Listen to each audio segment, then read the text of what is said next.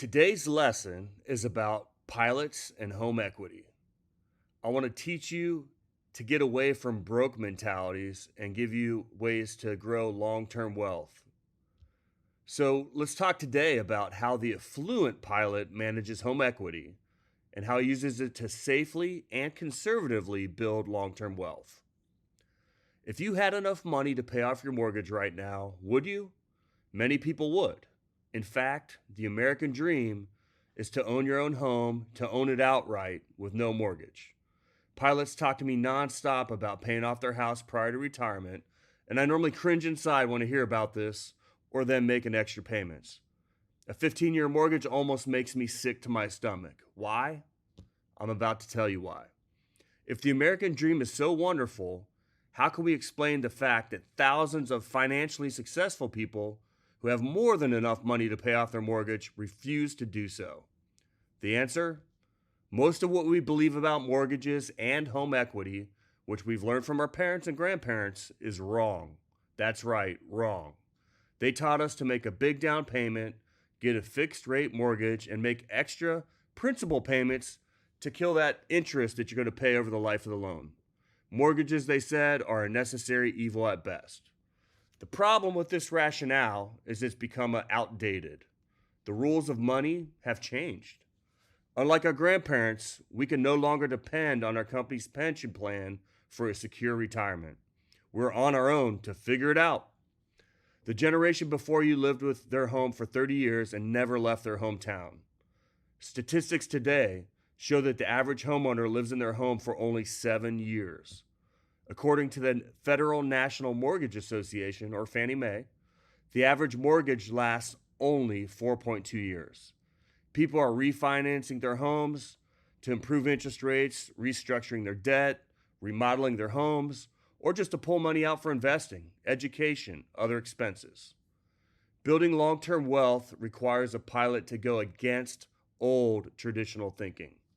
You should have as little money down anytime you buy something, even if it increases your mortgage payment, because this is an integral part of your mortgage to overfill your financial plan and continue to leverage your money to increase your wealth. This is how the rich get richer. It's all about leverage, using other people's money to make you money. The game board is the same, but while most Americans are playing checkers, the affluent are playing chess. The good news is the strategies used by the wealthy work for the rest of Americans as well. Hell, it even works for pilots. Any homeowner can implement the strategies of the wealthy to increase their net worth. So next, we're going to talk about why pilots hate their mortgage and why they shouldn't. Pilots hate their mortgage because they know over a life of a 30-year loan, they will spend more in interest than the house probably cost them in the first place. To save money, it becomes very tempting to make a bigger down payment or make extra principal payments to kill the principal and interest. This is the broke mindset that we were taught as kids.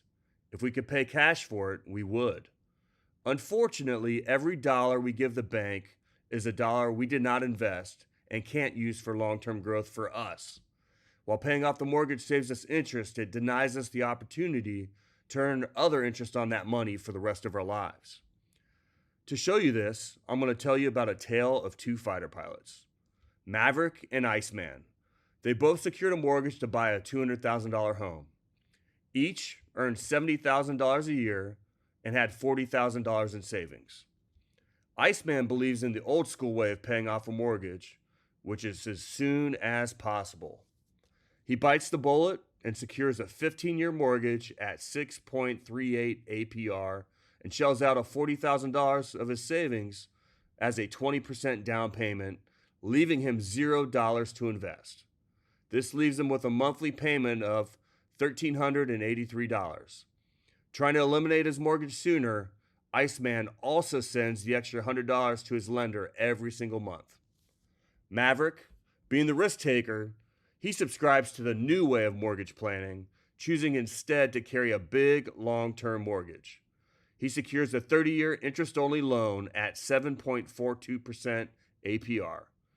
He outlays a small 5% down payment of $10,000 and invests the remaining $30,000. His monthly payment is $1,175.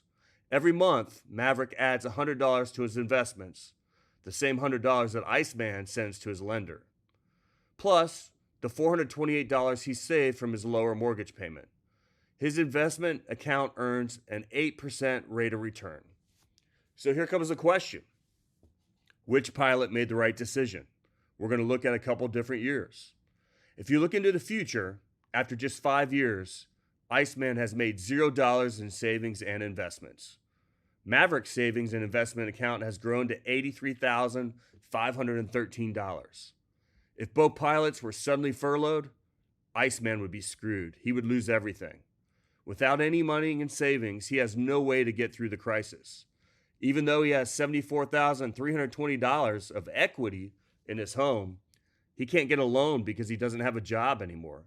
With no job and no savings, he can't make his monthly payments and has no choice but to sell his home to avoid foreclosure. The bank won't even give him a HELOC at this point.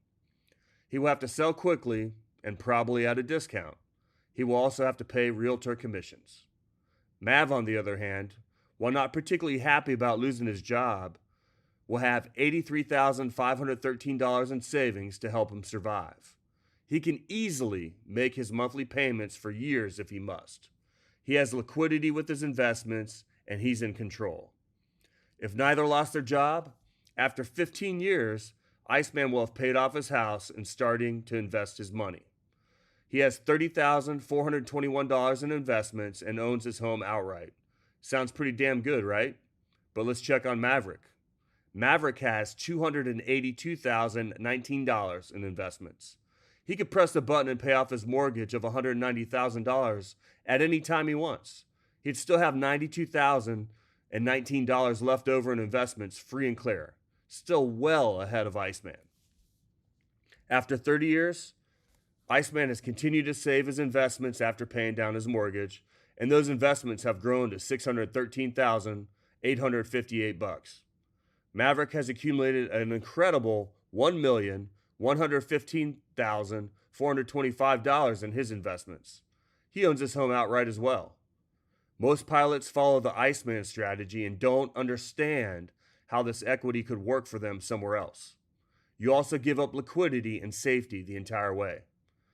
So, would you have a house totally paid off, worth $1 million, and be a total dead asset, not earning you anything?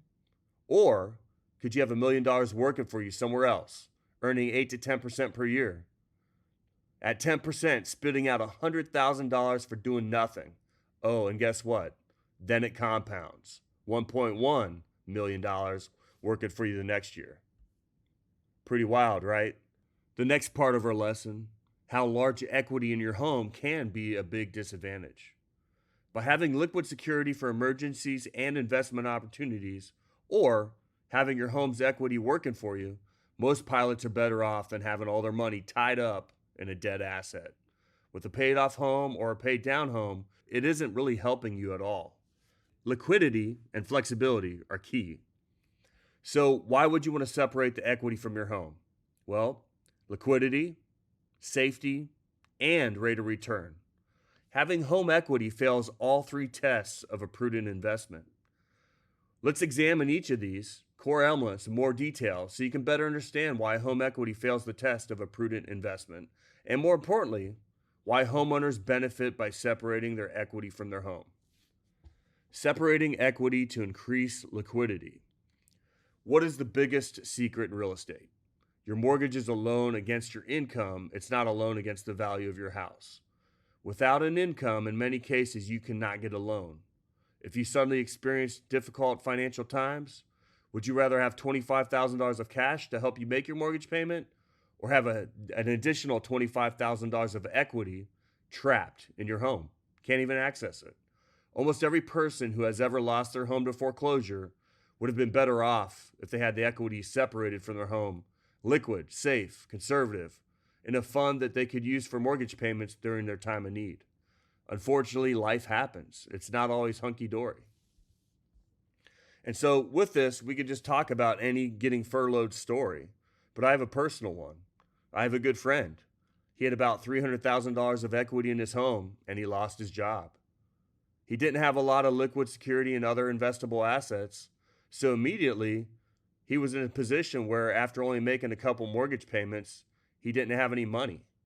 He tried desperately to get a home equity line of credit, but guess what? Without a job, none of the banks would give him any money. He quickly got himself into a position where he had to sell his house, had no other options, had tons of equity in his home, but he failed to do the right thing and separate the equity from his home. Still out on the street, can't find a job, there was no choice but to sell the house at a discount. He was able to still get some money out of the house from the equity, but guess what? His house is gone. The place where he wanted to keep his family, keep his kids, they had to move on. And unfortunately, buy in a bad market. This really happened to a good friend of mine. Home equity is not the same as cash in the bank. Only cash in the bank or cash in some other liquid investment is cash in the bank. Being house rich and cash poor is a very dangerous position to be in. Unfortunately, we have a lot of pilots that get themselves in this situation. No different than buying the captain house before it's time. Keeping home equity safe is a really matter of positioning yourself to act instead of react to different market conditions over which you really have no control. Now let's talk about separating equity to increase safety of principal. Pilots typically believe home equity is a very safe investment. In fact, according to a recent study, 67% of Americans have more of their wealth tied up in home equity than any of their other investments combined. However, if you talk to 100 financial planners and they looked at a client portfolio where you had 67 to 70% of all your money in one single investment, I guarantee you 99 out of 100 of them would immediately recommend that you diversify your investments, reduce your risk, and increase the safety of your principal. Why is that different for home equity? Holding large amounts of money of home equity puts the homeowner at unnecessary risk. This could be greatly reduced by diversifying your home equity into other investments. An example of necessity of keeping home equity safe, separated from your property, can be found in Houston, Texas, and multiple times over history. When oil prices fell to all-time lows in the 1980s, the city of Houston was hit hard. Thousands of workers were laid off and ultimately forced to sell their homes. With everybody selling their homes in the market, housing prices plummeted. There are far too many sellers and no buyers. Homeowners were unable to sell their houses and unable to make mortgage payments. As a result, 16,000 homes were foreclosed. All these families, they weren't bad people, but guess what? They weren't able to make their mortgage payments. And just prior to a series of events there, they were all making extra principal payments. Unfortunately, because of life, because of situations, they all lost their home and they lost all the equity in their home.